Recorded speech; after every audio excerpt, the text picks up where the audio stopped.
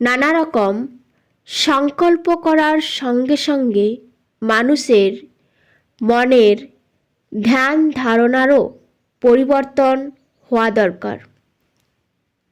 যেমন ইচ্ছা সম্বন্ধীয় সংকল্পের সঙ্গে দৃঢ়প্রত্যয়, অনুভূতির সঙ্গে ভক্তি ও যুক্তি বিচারের সঙ্গে সুস্পষ্ট বোধ থাকার প্রয়োজন।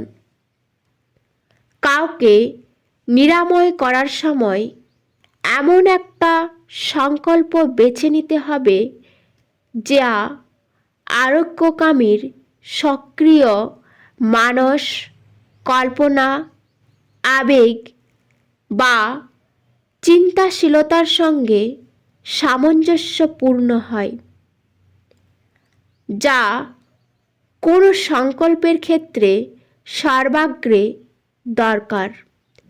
প্রগাঢ় ঐকান্তিকতা। তবে সংকল্পের অবিচ্ছিন্নতা এবং পুনরাবৃত্তির গুরুত্বও কিছু কম নয়। ফলের দিকে না তাকিয়ে সংকল্পের সঙ্গে ভক্তি, ইচ্ছা, বিশ্বাসকে মেলাতে হবে।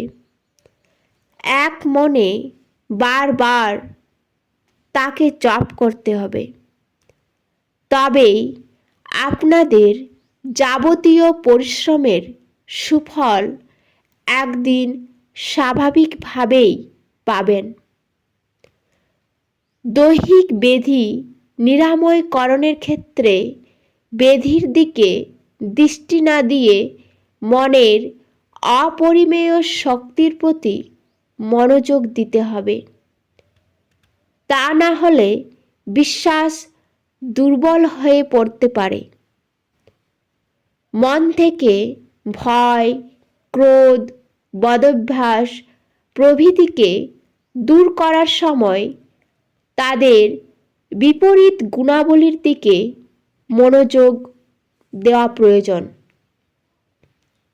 যেমন ভয়কে দমন করার জন্যে সাহসিকতার কথা ভাবতে হবে, একইভাবে ক্রোধ, দুর্বলতা, অসুস্থতাকে জয় করতে হলে যথাক্রমে শান্তি, শক্তি ও সুস্বাস্থ্যের কথা চিন্তা করতে হবে।